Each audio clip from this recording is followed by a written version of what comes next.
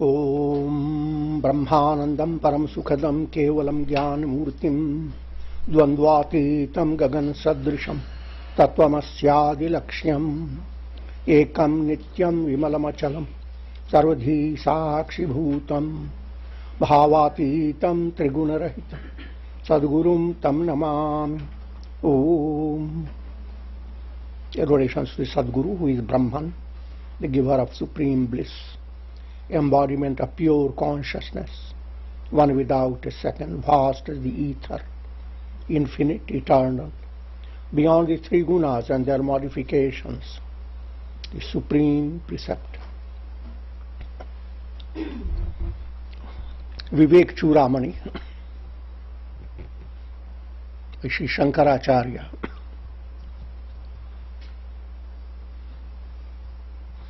And verse number is 5.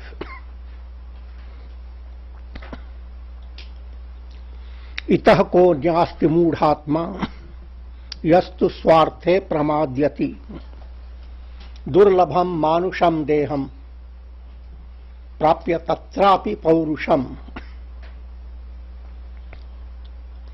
Who can be a greater fool than the man? You must realize when you say man, it's all humanity. Who has been blessed with the rare opportunity of the human birth, equipped with the potentiality of self-realization. That's what a human being is. But he ignores it. Ignores the opportunity, the privilege of having human embodiment, and doesn't strive to attain the blessed goal of life.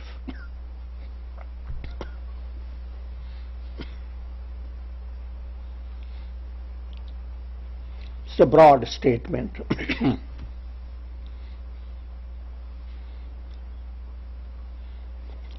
Human birth is described in the scriptures as a rare privilege given to the soul. It's allegorical language. Because as a human being, you can exercise your self-effort for attaining the highest goal and become liberated.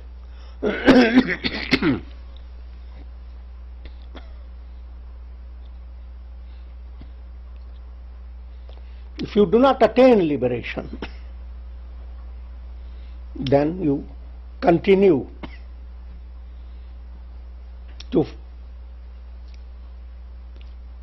follow the currents of the world process, which means a recurring experience of birth and death.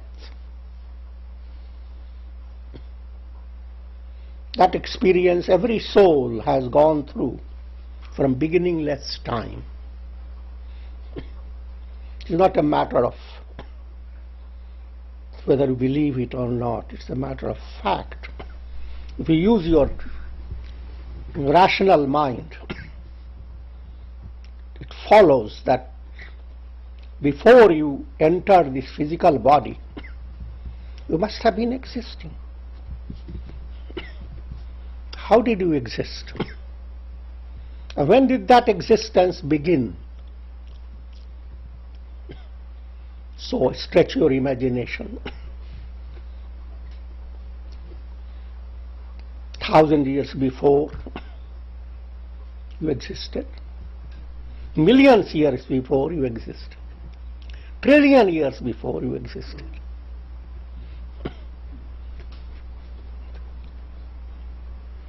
And through the human mind, all the idea of time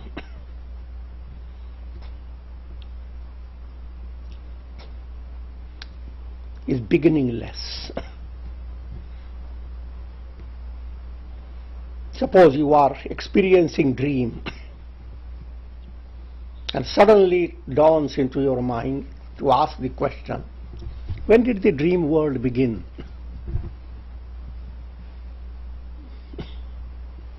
Now you must realize the answer has to be given to the mind of the dream subject, not to the waking person. That's not the question of the waking person. When you wake up, dream doesn't exist. But while you are dreaming, the person who is asking has a conditioned mind, very limited mind. Even waking person has conditioned mind. But in dream, much more conditioned. The only sane answer is that it's beginningless. Until you wake up, then you realize dream did not exist. So why to ask for the beginning or the end of something that never existed?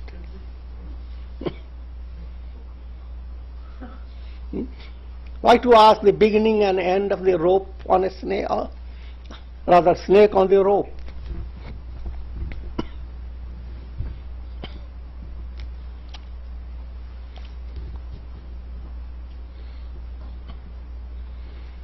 However, such is the mystery of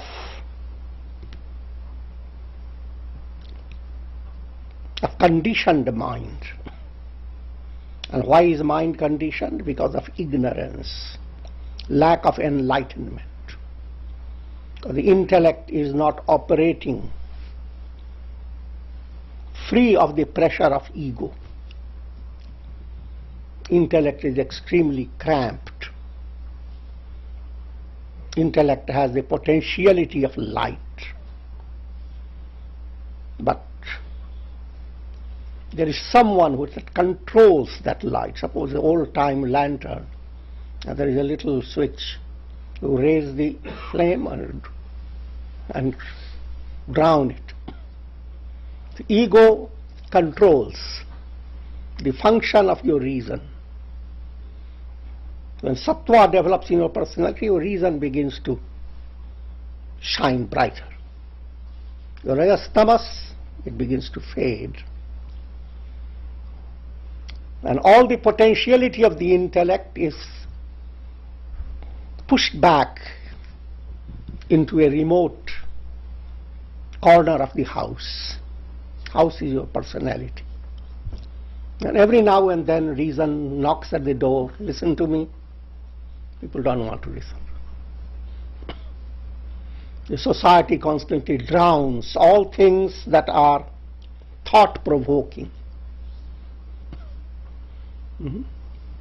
Suppose you have won a big lottery and great rejoicing. The reason begins to start whispering, how long are you going to be flamboyant? You start thinking of the many implications of winning a big lottery. Now you cannot face your loved ones without certain question. What is this string attached? You can't walk around without fear. Who is after me? And there are lots of things.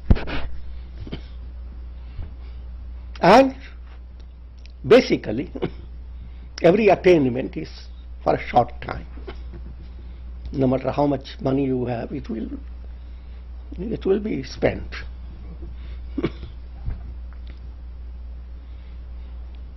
So, when you have acquired lots of prosperity, intellect tries to say things. But what happens? People immediately invite a big party, start drinking and doing things that create such a noise that the intellect stays back. Good situation should be a thought-provoking experience, but it is not so. To be truly prosperous is to be able to have clear head. But if prosperity clouds your head, that's not real. You can't fool the law of truth. Satyameva jayate. Truth alone triumphs. All things that you attain by wealth is asat. Asat means not real. Another aspect of asat is transient. All things are transient. And transient like clouds in the sky. You have the potentiality to be like the sky, but you are clinging to clouds for your assurance, for your feeling of permanency.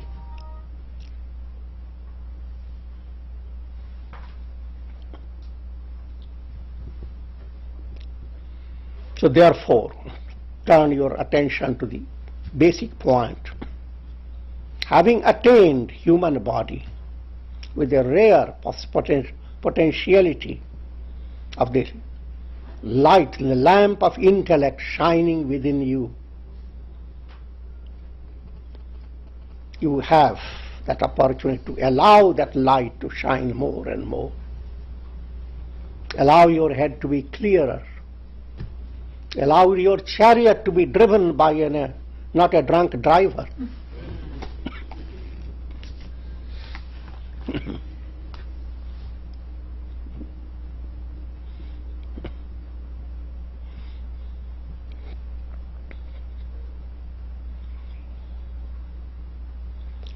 Na pramadyati.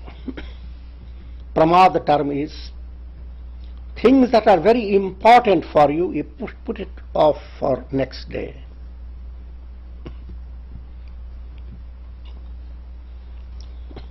Procrastinating, inadvertence, putting away for future what's most important.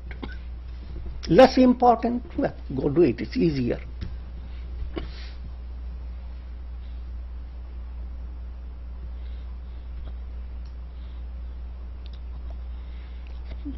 And human mind and the general theme of the personality becomes more and more neglectful. Because pramadayati, life goes on. And it doesn't ring the bell that I could have attained great height. I could have paved the way to enlightenment.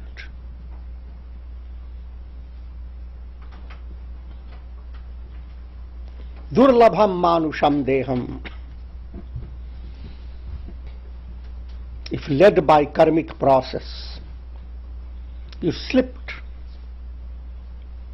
from attaining enlightenment. Then imagine,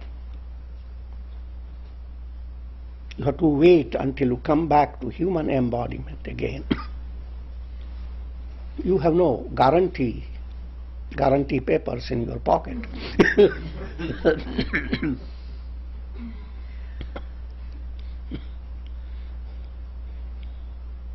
Within this body, and so many things are clear before you. There is certain type of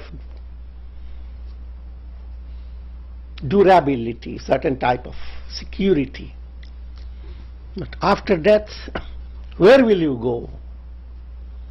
In which embodiment you will find yourself? You have no idea.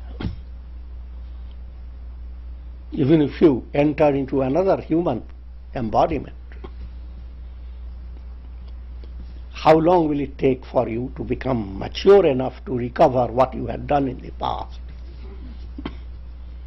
Or whether your karma will allow you to be benefited by the past.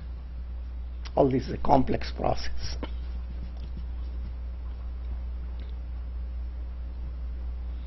Imagine, with all the equipment well given by God, not to attain liberation. What a folly. Moodhatma, the dull wit.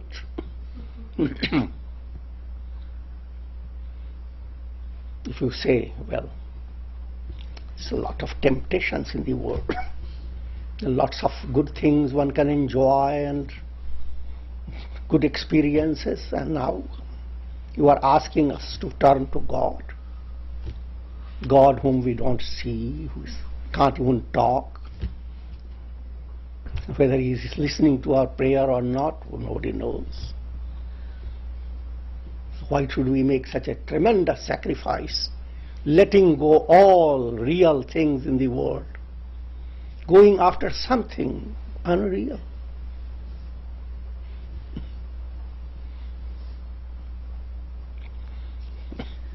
The fact is that there you need to adjust your mind to understand that spirituality is not to turn away from the reality of your life, but rather put a miraculous touch that can enrich your life profoundly. So that error, that if I became spiritual I have to turn away from the world, that error has to be corrected. If you really want to enjoy the world, the greater is your link with God, greater is your enjoyment, even if the enjoyment is lesser.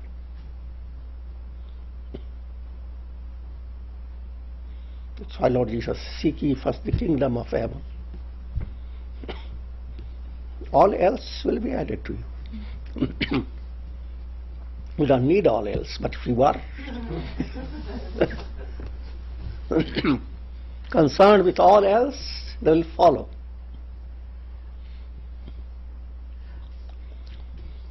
If you have the sun, you have all the expressions of the sun, the rainbows, the reflections, the shimmering rays, the golden light during sunrise and sunset, all the enormous expressions of the sun are yours. If you are the sun, you attain the sun, you have attained all. So in what way are you depriving yourself of anything? If your mind were to turn towards God, your personality becomes so profoundly rich. You are like a tree in a spring season. The tree just wanted to shake hands with the spring, God of spring. And the moment he did, blossoms came in, all the forest enjoys. And every day the tree enjoys its life, looking at its tender shoots, how they are coming up, shining, looking at the buds, looking at the blossoms and fruits. So should be human life. Day by day you should be able to be richer than before in a total process.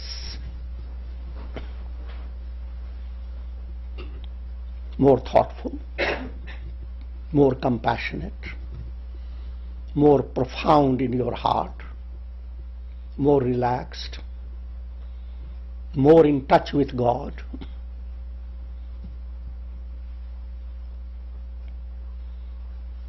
So much so that your life becomes a constant festivity.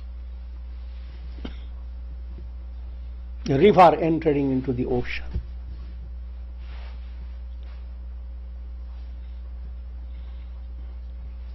There's a question.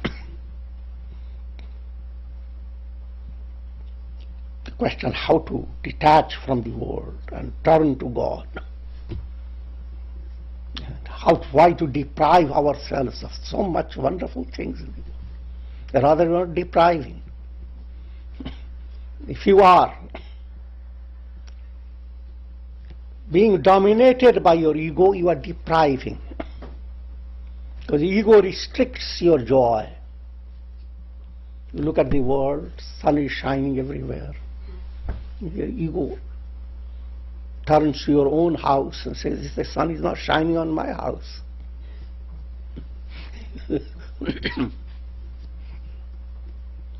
All the enemies are receiving all the grace. I'm just elaborating it, exaggerating it. But nothing is an exaggeration. So this point is I'm trying to make clear that generally whenever people talk about spirituality, liberation, a chill enters into the bones of those who hear it.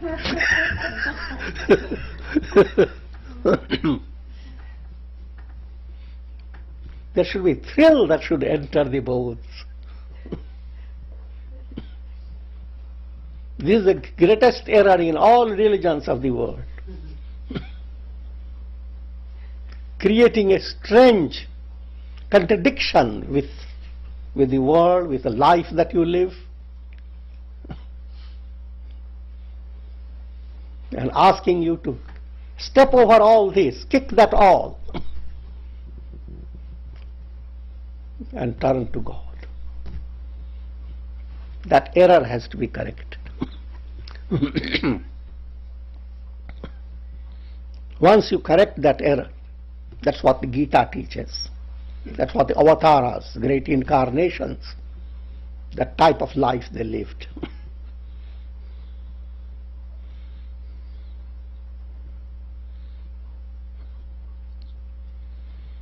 If that becomes clear, then you live your life with the plan of integral yoga, and you allow your intellect to shine brighter and brighter. You allow your ego to become more and more transparent and not having a cramping type of effect on the mind. You develop a sattvic ego. The result of living a life that's like a river flows on to God realization.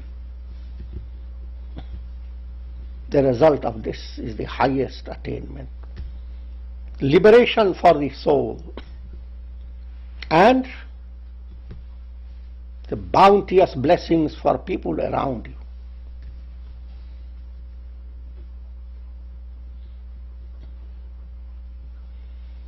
Basantavat loka hite charanta. One who attains enlightenment moves in the world like the spring season. You see the trees but don't see the season.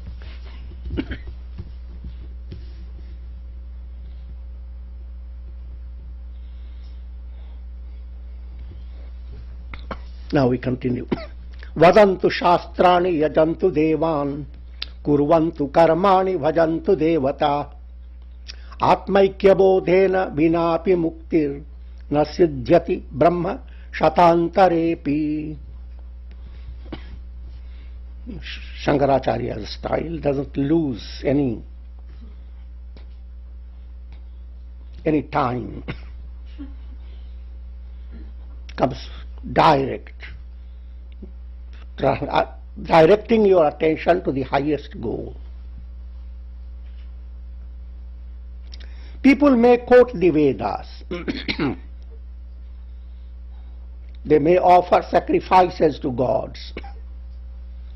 They may perform rituals, yajnas, and worship the deities. And yet there is no liberation for them, not even in this lifetime of 100 Brahmas.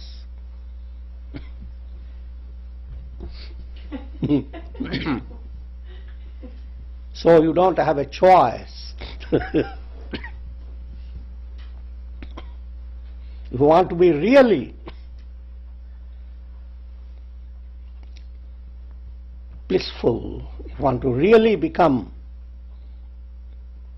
attain the highest, you want to be liberated, then we need to understand the joy of liberation far exceeds all attainments in this world. Even if you were to imagine you could live like Brahma, the creator,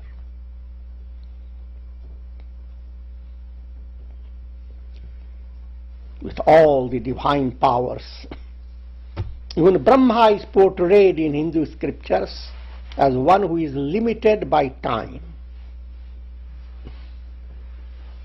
The time period for Brahma's life is beyond human imagination.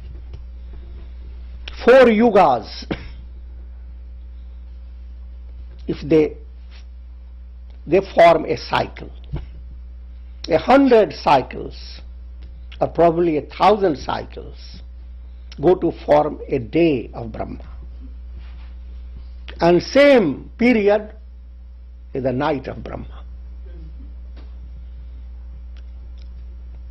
At this rate, Brahma lives only for 100 years.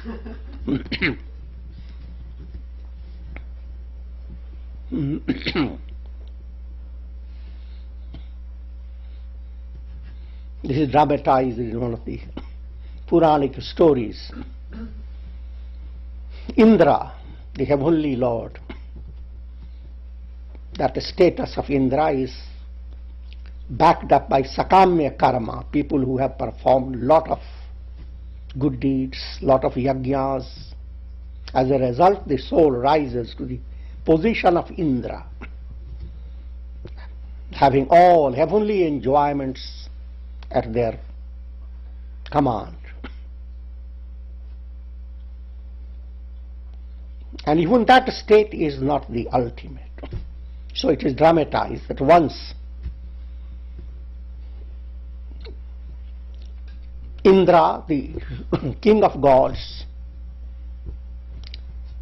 planned to refashion the heavenly world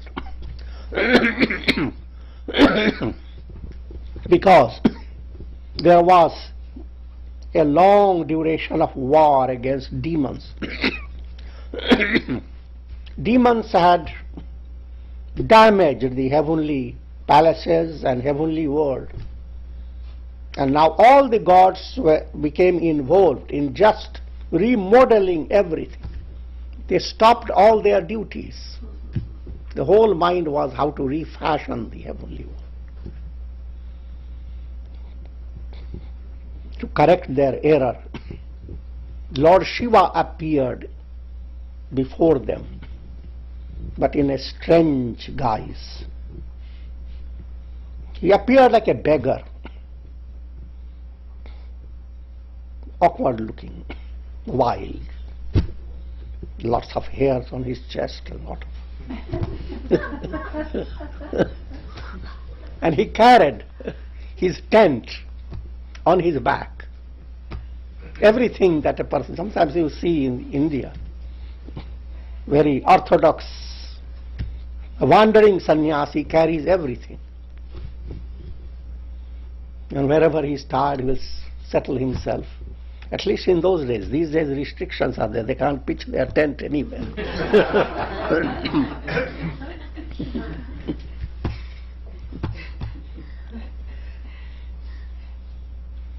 So, suddenly he walked into and came himself before Indra. Indra turned to him. Who are you? What can I do for you? Lord Shiva said, O great Lord of the heaven, I am so frightened that my life is so short. All that I need to have is a small area where I can pitch the tent. And that's what Indra was shocked, because people always ask for big things. He came only to ask for some little place, he said. But then he had the power, he had the nectar in his hand. He could enhance the lifetime of a person. So with great compassion he turned to Shiva and said, just tell me how long you are going to live. Now Shiva opened his chest, revealing all the hair. He said that one Brahma dies, one hair drops.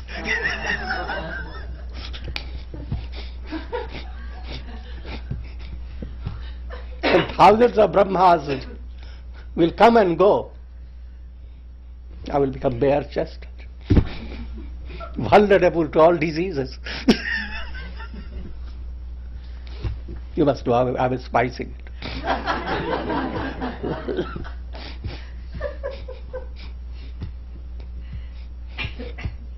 So even I will come to an end. But that's the Hindu system of Puranas. Even Brahma, Vishnu, Shiva, all are in the world of transience. They play their role and then they vanish. Therefore, when Tulsidas describes Rama's glory, he says, Vishnu Sahasasam Palan Karta. He is the sustainer of the world like 1,000 Vishnus, like 1,000 Brahmas, like 1,000 Shivas. So even these great deities are described in the terms of transience. This is not an insult to them. This is the all sagun forms, forms that are presented to you, that can be thought of, that can meditate upon. All sagun forms are transient. Ultimately you have to go beyond. No matter how great may be the meaning underlying that form. So all concepts of greatest of divinities in the world of time and space, they are little, because they are in the realm of Maya. Only through Maya, Brahman appears as Shiva, as Vishnu, as Brahma, through Maya.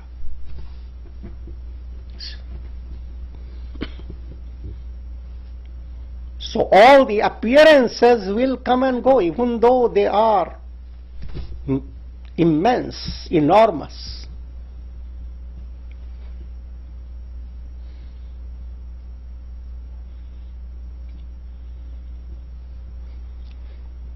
So in brief, Indra came to realize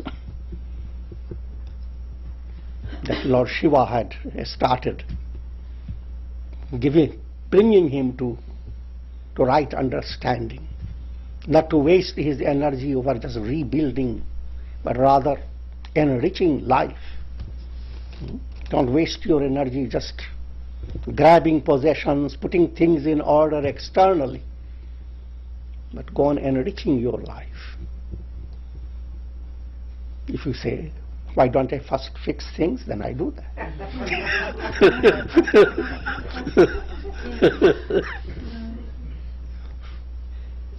No, if you do both, then everything will come to you like magic.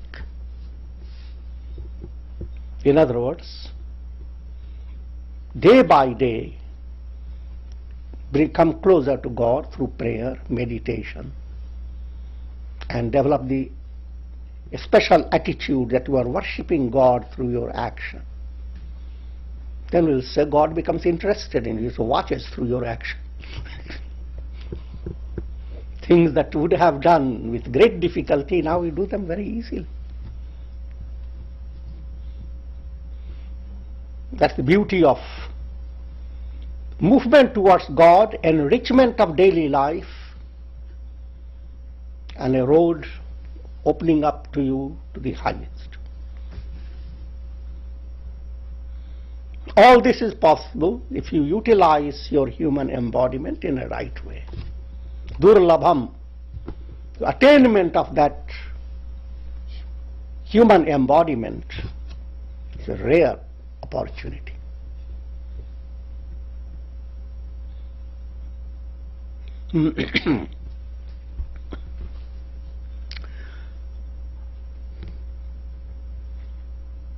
The goal is not any attainment in the realm of time and space.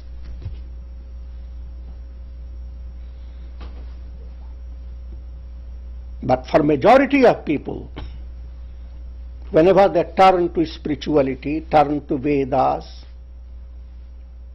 they are led by their desire, sakamya.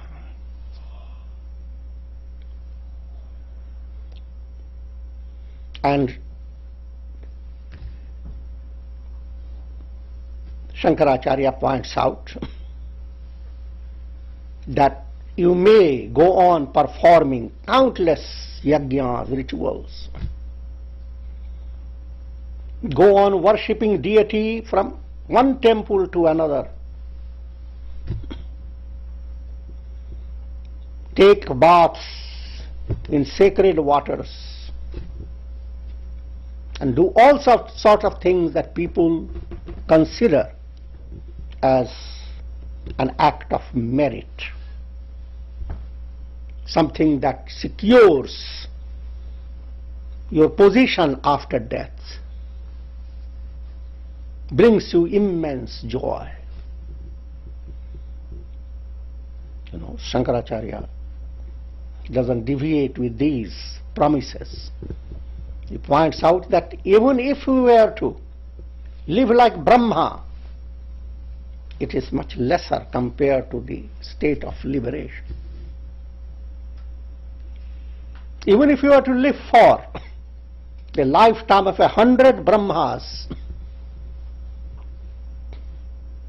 with all prosperity, that's not the goal. Because that is still, it has an end.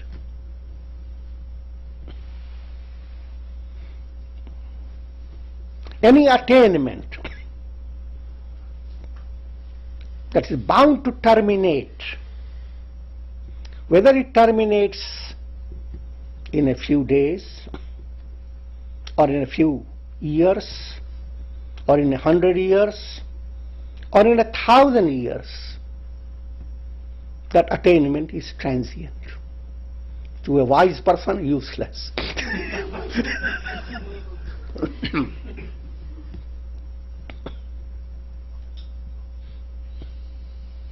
To stay a dullwit for 1,000,000 years, then to realize what he attained was nothing.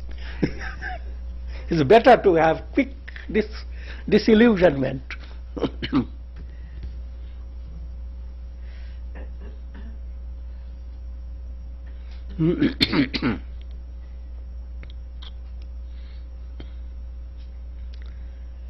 Liberation is possible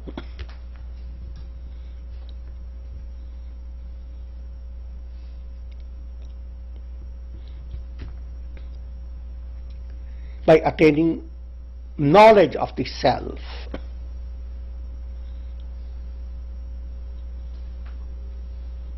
By removing ignorance.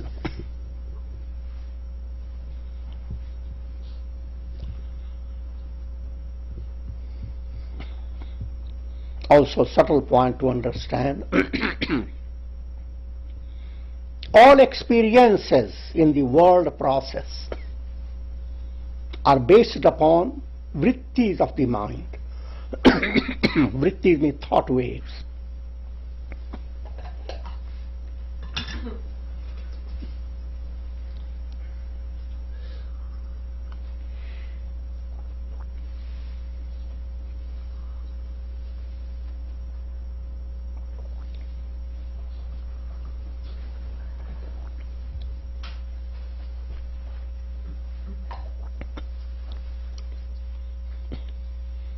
Think of watching a cinema show.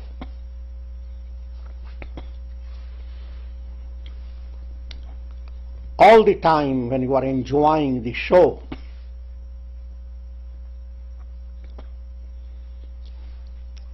screen is always there, but your attention is not towards the screen. Your show depends upon the moving pictures. And no matter how delightful the show, that delight has been based upon illusions.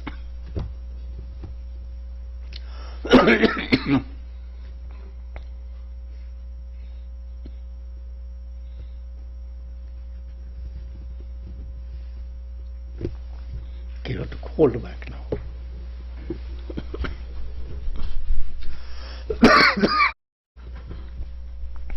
To say simple terms, all projections, you collect them, bag them all up, and you have gotten nothing. All attainments through the world process are like projections of the mind, thought waves of the mind, creating an illusion on the screen of consciousness. As consciousness, nothing is happening. As projections, all the story of life.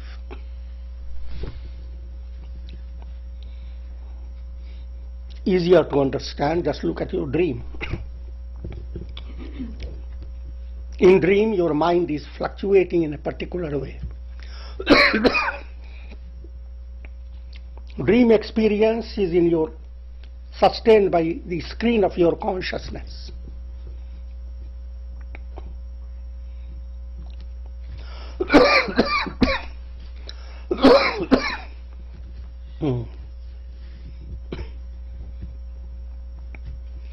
God doesn't want me to talk about illusions.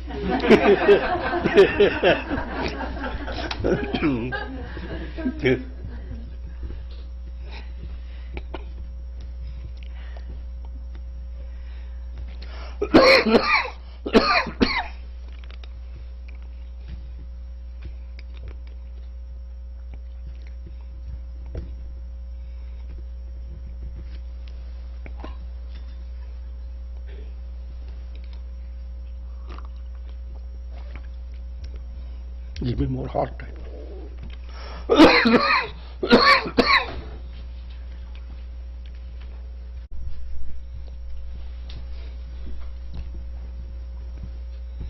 In Sanskrit, the word is called bhavan, like bhuvan.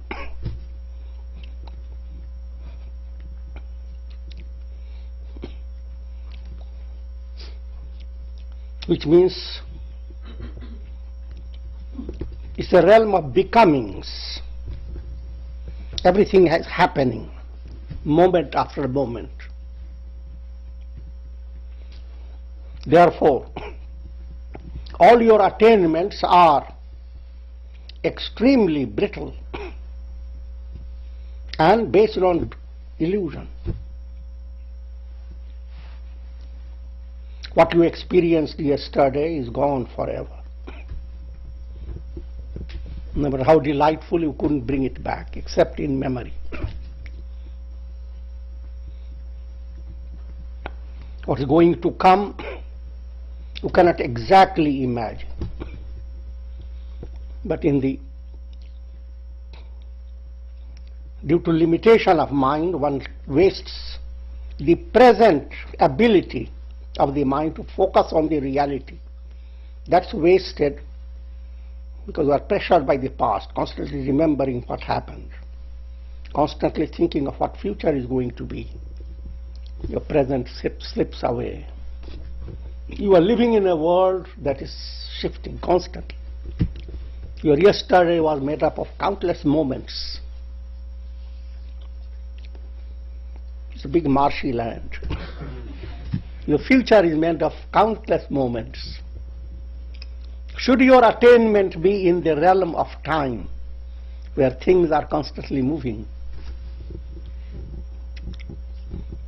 But while all this goes on, the simple truth, I am, awareness within you, remains just the same. Deep down, there is a screen of pure awareness. Mind is creating the cinema show. The soul, due to illusion, is interested more in the show than on the screen, which is its reality. So that's what's being pointed out. So therefore, if you become a content of the show, you became a part of the moving pictures. You may go on moving from one pilgrimage to another. In a cinema show, it was a tremendous achievement. You went to Tibet, you went to Mount Sarovar, you went to climb the mountains, you did so many things. But this is not the attainment. Calm down, be just the screen. Wake up, realize I am that. How to lead with your mind to get liberated from the illusion of thought waves and discover the reality, I am, ever the same, pure awareness. That's the central task of spiritual movement. Gaining the awareness of that which is ever present.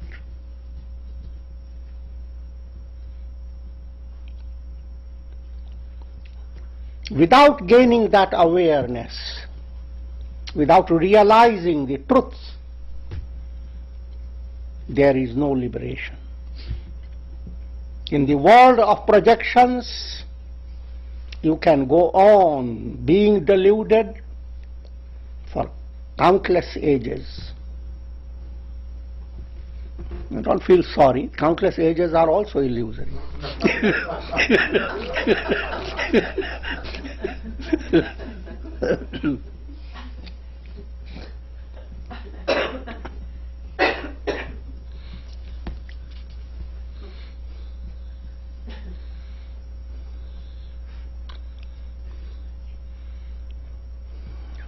अमृतत्वस्य नाशास्ति वित्तेनेत्येव हि श्रुति ब्रवीति कर्मणो मुक्ते अहेतुत्वं स्फुटं यतः.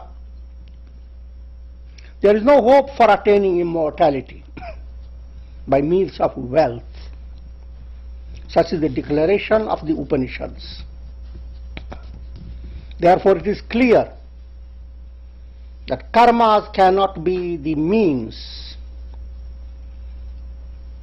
for attaining liberation. Karmas, when we talk about, we are referring to ego-dictated activities, doing things with an expectation, twofold expectation, that I will be there, and the karmic fruit will be there and I will enjoy it.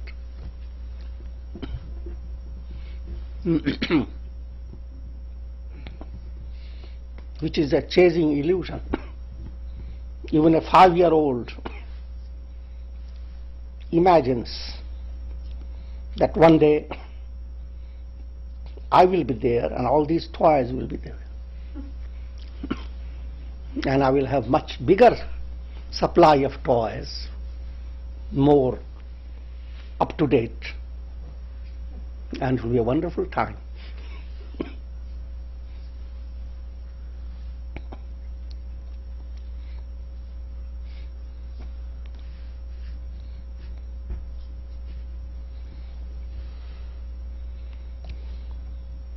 The Upanishadic statement is na karmana na prajaya dhanena tyagene ka amritatvam anashu. Amritatvam, which is the goal, that's eternity, eternity of the self, immortality. You don't become immortal. You simply discover you are the eternal self. That revelation is not possible as a result of karma, that is, going on doing works dictated by ego. However, changing your attitude, changing your inner understanding, karma becomes karma yoga. Then you are not expecting the fruit of karma. Fruit of karma is a condition in the world of time and space. Every karma that you have done, its result will come in time and in a certain place. But whatever comes in the world of time and space is transient. So if that is the source of your joy and satisfaction, you are deluded. But turning your steps Godwards, karma turns into karma yoga. You are not doing works for satisfying the demand of your ego. You are doing works for promoting purity of heart. A heart free from pressure of ego, free from the aberrations ego creates, anger, hate, etc. As a result, your intellect shines. A revelation occurs. I am not the body, not the mind. So it is that attainment which should be your priority. Attainments in the practical world will follow like shadow. And that will, the more you are turning to God, greater will be your success in the practical world in a more profound way, without your working for it, working without being stressed for it.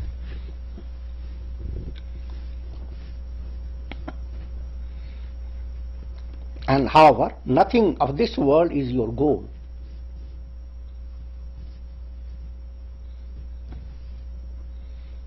So not by karma, na prajaya, not by promoting generations, na dhanena, not by wealth.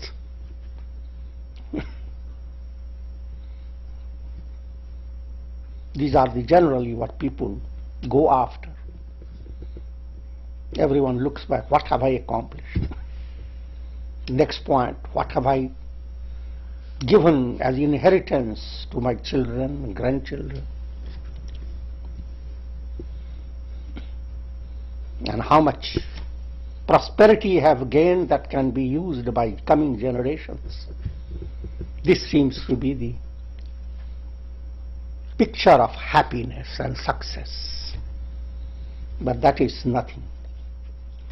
This is in the realm of illusion.